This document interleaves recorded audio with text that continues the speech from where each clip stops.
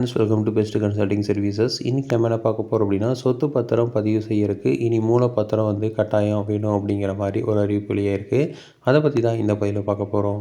பத்திரப்பதிவு செய்கிறப்போ சம்மந்தப்பட்ட சொத்து தொடர்புடைய முந்தைய அசல் ஆவணம் தாக்கல் செய்வதை கட்டாயமாக்கிற வழி செய்யும் மசோதா வந்து நேற்று தாக்கல் செஞ்சுருக்காங்க. ஒரு சொத்தை விற்பனை செய்கிறப்போ அது தொடர்பான முந்தைய அசல் ஆவணம், அதாவது மூலப்பத்திரம் அப்படிங்கிறது வந்து கட்டாயமாக்கப்பட்டிருக்கு. இது வந்து பதிவு சட்டத்தை 55A அப்படிங்கிற பிரிவு புதுசாக வந்து சேர்க்கப்பட்டிருக்கு. இதை எதிர்த்த வழக்குகளை விசாரித்த உச்சநீதிமன்றம் இந்த புதிய பிரிவை பயன்படுத்த தடை விதிச்சிருக்கு. பதிவு சட்டத்திற்கு முரணாக அமைந்துள்ளதாக உச்சநீதிமன்றம் கருத்து தெரிவிச்சிருக்காங்க.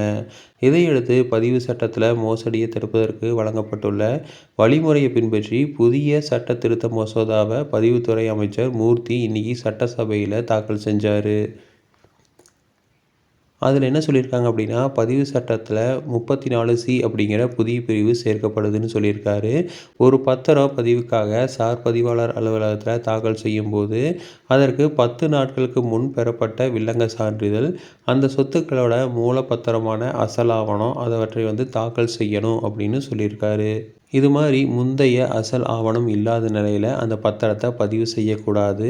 அந்த சொத்து அடமானம் வைக்கப்பட்டிருந்தால் அடமானம் பெற்றவரிடந்து தடையில்லா சான்று பெற்று தாக்கல் செய்யணும் அப்படின்னு சொல்லியிருக்காங்க.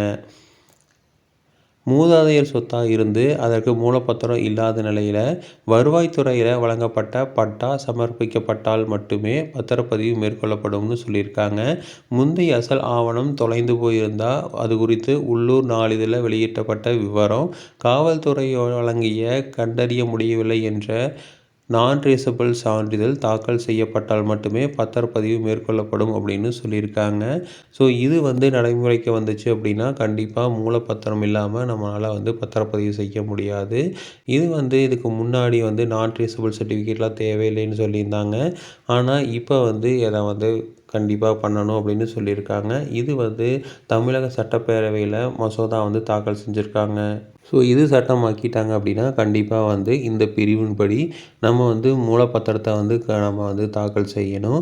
அப்படி இல்லை அப்படின்னா போலீஸ்டாக நான் ட்ரேசபிள் சர்டிஃபிகேட்டும் நம்ம லோக்கல் நியூஸ் பேப்பரில் வெளியிட்ட செய்தியும் வந்து நம்ம கொண்டு போகணும்.